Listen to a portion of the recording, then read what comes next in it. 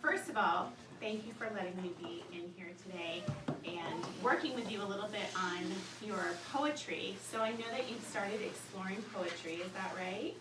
Yeah. You have? Can anyone tell me the big question that you've started to explore? What is it, Emily? What makes poetry poetry? What makes poetry poetry? Is that what you were going to say, Parker?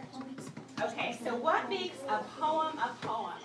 I know some of you have had a chance to explore poetry and just kind of read and enjoy. Today what you're going to do is you're going to go back to some of your favorite poems. There might be some that you haven't seen before that you're going to continue to just kind of read and enjoy. I'll answer questions afterward. But for the ones that you've already seen, we're going to ask you to jot down what you notice about them and what you wonder about them. But the key is you only want to jot down one per post-it. So is there somebody who can already say that there's something they've noticed about poetry that they would be able to jot down on a post-it note? Something you've already noticed about what makes a poem that you think might be the case. And there's lots of different answers to this question. Connor? Some poems, the author changes how a word is spelled. So, one of the things is long would be long. Oh, yeah, so they might write words a little bit differently. There's a lot of O's and N's. Yeah, so like you said, the word long, they might write it with lots of O's and N's. So it would be, instead of L-O-N-G, it might be long, like that. Yeah, could you write that on here? Could I have you start our post-its? Could you write what you noticed on there? That's a great noticing. Yeah. How about another one? Or maybe something that you've already wondered about poetry. You have a question about it. Oh, that's really good. Anne?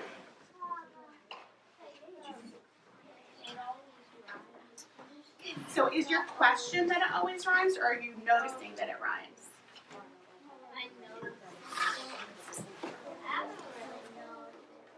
Okay. Oh, that's okay. I have a question. So it sounds like you're wondering if they always rhyme. Is that right? Would you mind writing that down on the post-it? Okay.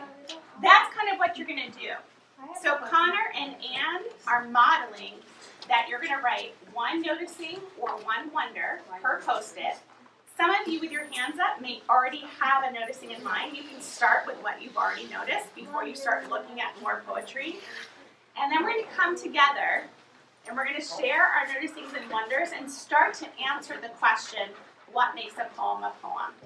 Your noticings and wonders are going to help answer that question for us. Okay? So if you understand what you're going to be doing with the post-its, then in just a minute you can go to where you're going to be today and you can start looking at poetry and writing your noticings and wonders on your post-its. How many per post-it though? One per post-it. Yep. If you still have questions about what you're doing today, you can stay here and I'll answer those questions.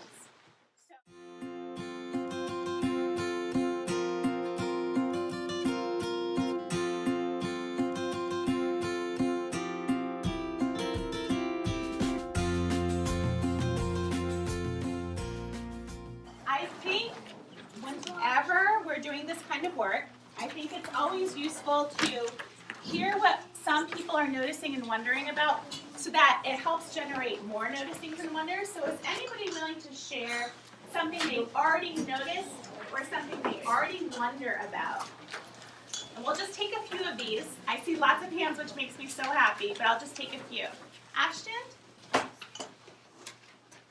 I noticed the author used repeat the words. He repeated the words over and over again.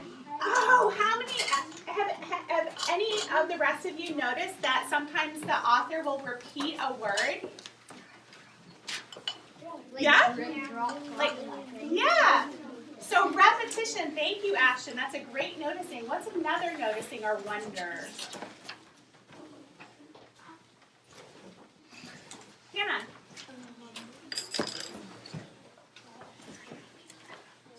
No? Okay, that's okay. Lucy?